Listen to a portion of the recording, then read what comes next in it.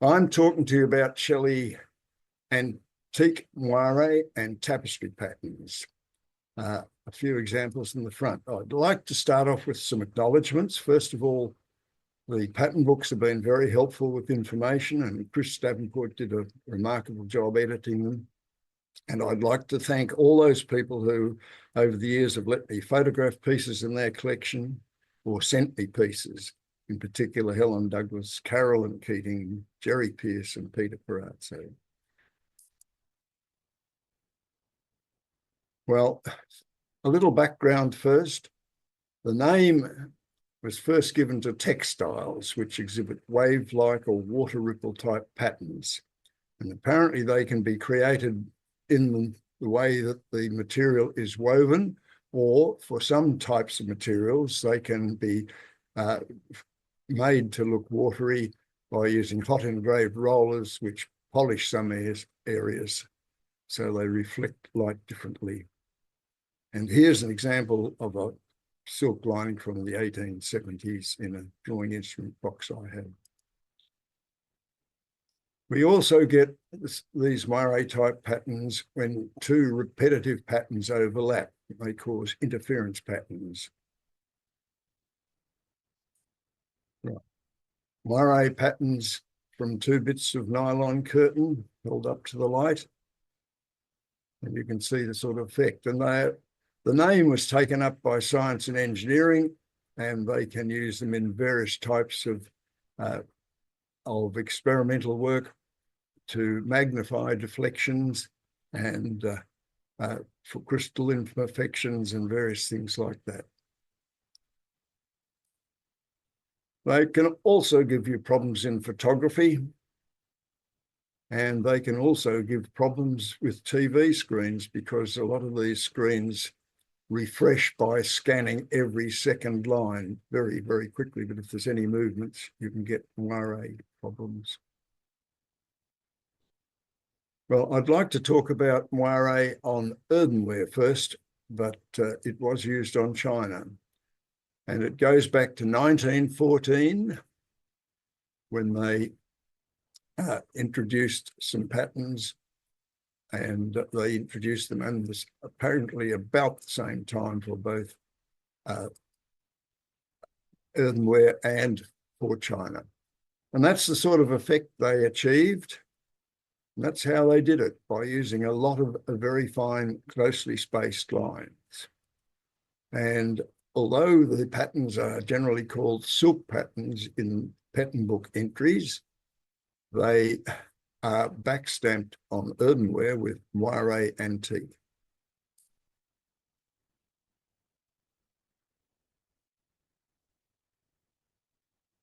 They registered it, and that's the registration submission. That same number was used on both china and earthenware. And here's a more complete backstamp with the registration number. The two numbers on the left are, as you'll know, a pattern number and a shape number. The first four consecutive patterns were entered in an earthenware pattern book in 1914. And the first number was for pink moire, and a few examples follow. A couple of bowls, a rose bowl with a metal cover, candlestick, and another vase, and an 8-sided bowl, another candlestick, and a tulip coffee pot. Now, tulip is one of the universal shapes that Shelley made for use with cup shapes that didn't have their own teapots and coffee pots. A cheese box and a bowl. For blue, the next number, 8034. Again, a tulip teapot, the universal shape, Mayer jug on the left. Another candlestick. Candlesticks, I suppose, in 1914 were fairly popular. And a bowl, a planter. You'll note that the bowl has moire antique inside and outside. and a crinkle edge bowl. And the final one I want to show you is what I presume is a bar jug. It doesn't have any inscription in the shield, but the shape was used for barware by Shelley, and the shield was used on barware by Shelley. So it's, as you can see, it's either something that's been used as a salesman sample to take around and say, this is what we can do. If you like the pattern, we can put your name inside. Or it may have been something that someone has carefully removed any lettering, which might have been in gold, from the shield. We've got a black Poicello jug that someone has carefully removed the Watson's whiskey bit from it.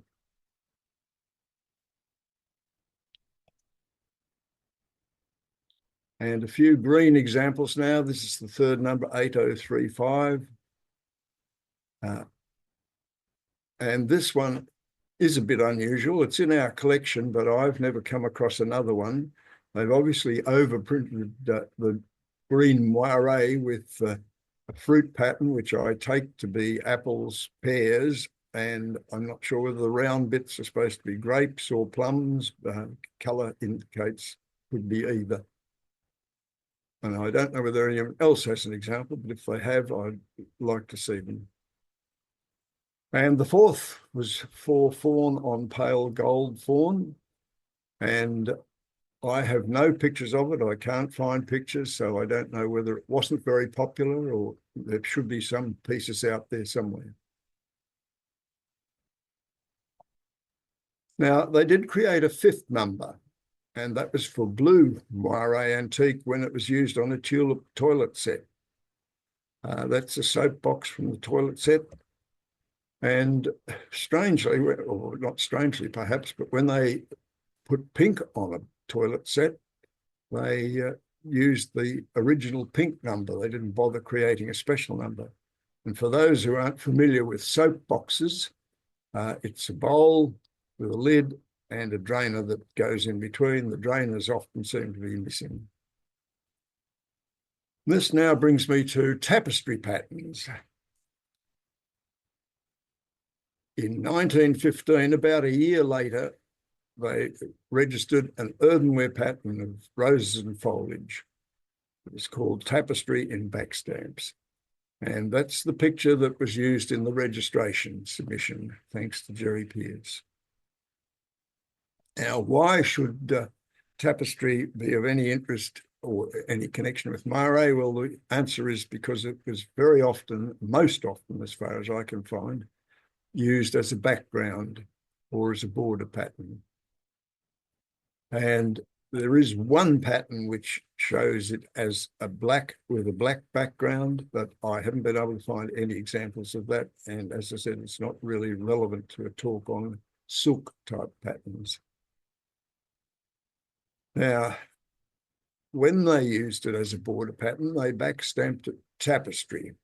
So the moire bit got left out, but they did use both registration numbers. That is the registration for the moire pattern and the registration for tapestry. And as I said, backstamp tapestry.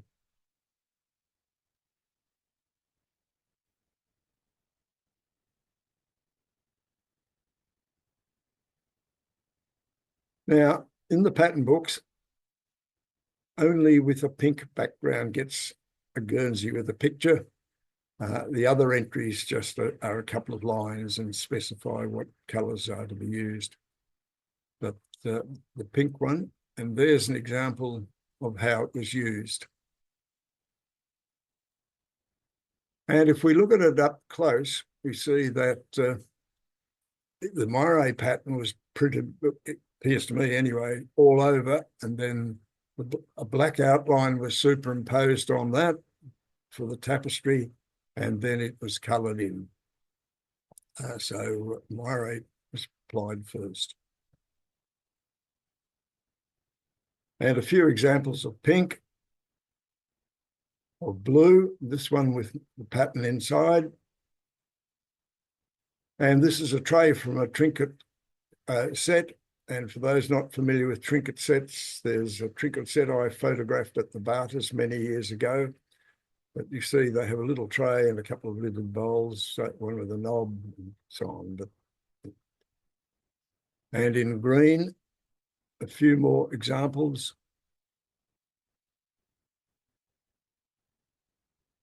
And this now brings us to the border pattern. And only pink again gets a pattern book picture. And there it is. There is an example. And again, it would appear that moire was printed first, and then the tapestry border was applied later. And the pattern book caters for straight borders in several sizes and curved borders. The two sides of a Maya jug, and the colours look a bit different, but that might have just been the way it was photographed. And this one from the internet, but it's not a very good picture, but another 8-sided bowl with moire and the border applied both inside and outside. And a candlestick.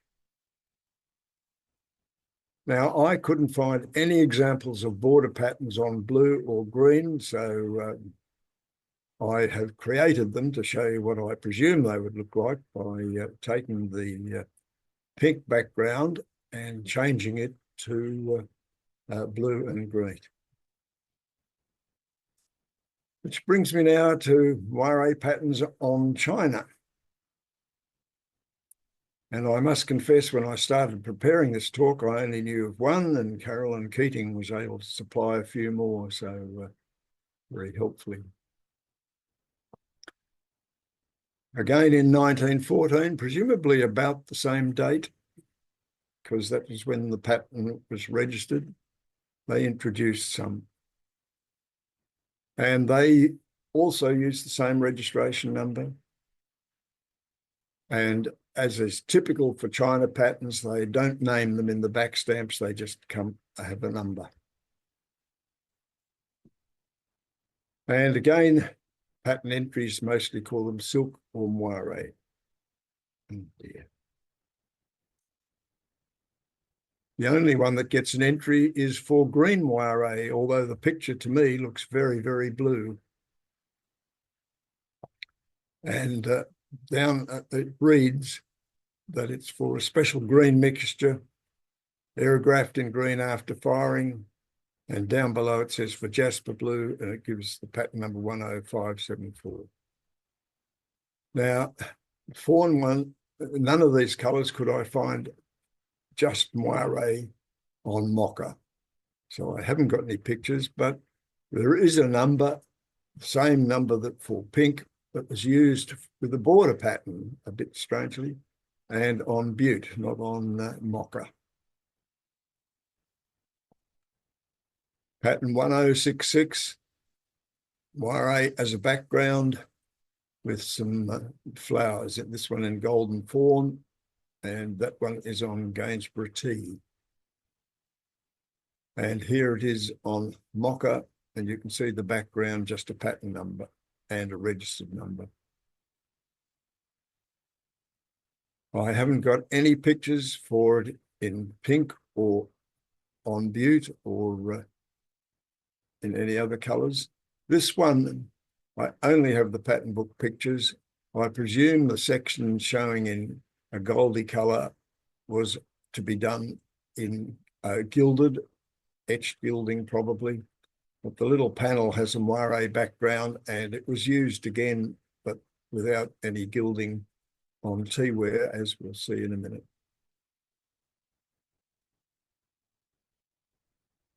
That one on Gainsborough. And you can see that the pattern was applied in Gainsborough, which is a fairly wide cut shape, inside the cup rather than outside it. And on butte, this time outside the cup. This pattern is back to the flowers again, but this one is in golden fawn. And here are a few pieces from a Gainsborough tea set. But this was in 1923. They've moved on when they used this pattern with a more elaborate inside border inside the band. And of course, by then, the registration would have expired, so no registration number.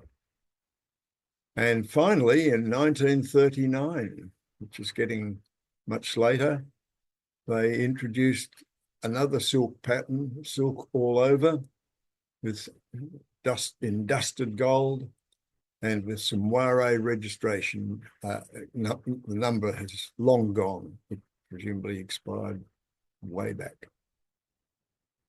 So this one on a ribbon cup and quite attractive. So that brings me to the end of a fairly short talk.